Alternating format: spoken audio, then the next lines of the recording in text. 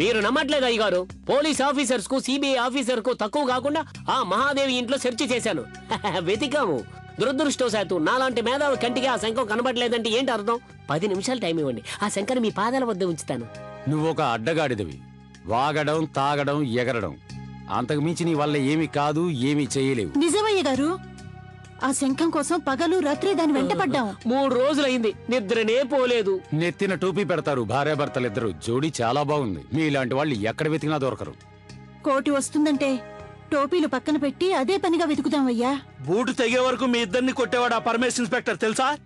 అయ్యగారు అలా జరగకుండా చూశారు. కృతజ్ఞత లేదా మీకు? కృతజ్ఞత ఉంది గోపాల్. అందుకే వీళ్ళన్నా ఏమన్నా ఎంతన్నా వాళ్ళింటికి వస్తూ పోతూ ఉన్నాం. ఇదంతా మీకోసమే, శంఖం కోసం అయ్యా. నా కోసం అనకండి, వచ్చే కోటి కోసం అనండి. నాకు శంఖం కావాలంతే. నేను కావాలనుకున్నదే నా దగ్గర ఉండి తీరాలంతే. 1000 అడ్డంకులు వచ్చినా, 1000 తలలు నేలరాలినా అది నాకు ముఖ్యం కాదు. నా అవసరం నాకు ముఖ్యం, అంతే. దుర్గాపురంలో చచ్చిపోతాను అంటే చావడానికి ఇంకా 2 నిమిషాల టైం ఉంది. చివరి కోరిక ఏంటి అని అడిగారట.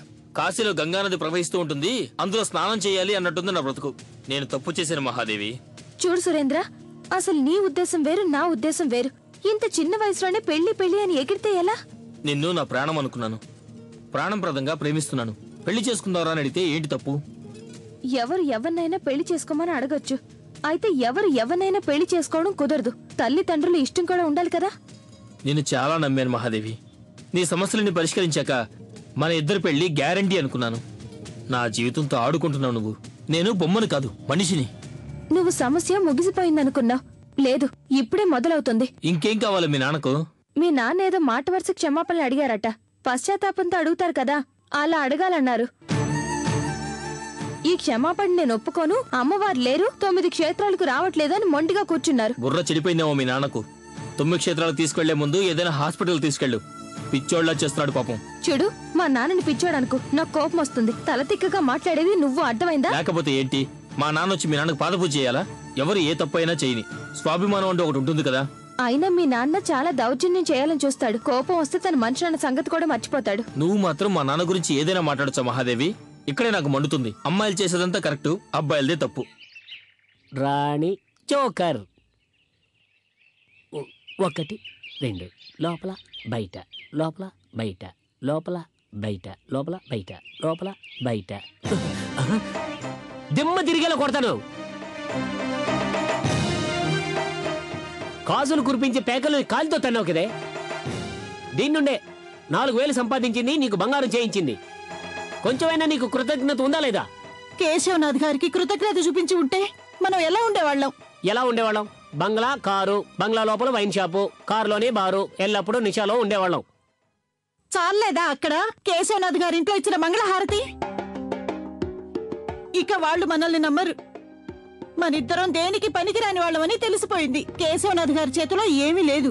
ఏదైనా ఉండి ఉంటే ఈ పాటికి మనిద్దరం హాస్పిటల్లో పక్క పక్కనుండే బెడ్ల మీద పడుకుని ఉండేవాళ్ళం. ఇప్పుడు కేశవనాథ్ గారు మెన్నను క్షమించి రాజీ కూడా చేసుకున్నారట. వచ్చే ఆదివారం మా సురేంద్రను చూడ్డానికి విజయవాడ నుంచి అమ్మాయి తరపున వాళ్ళు వస్తున్నారు. ఇష్టపడ్డారంట సురేంద్రను.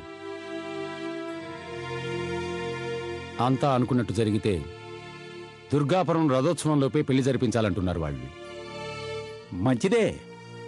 వాళ్ళకి మీకు అన్ని రకాలుగా ఇష్టమైతే పెళ్లి వెంటనే చేయండి. అది పెద్ద విషయం కాదు. అయితే సురేంద్ర మనసు దీనికి వ్యతిరేకంగా ఉంది. వాడంతే. సురేంద్ర నీ కూతురు మహాదేవిని ఇష్టపడుతున్నానంటున్నాడు.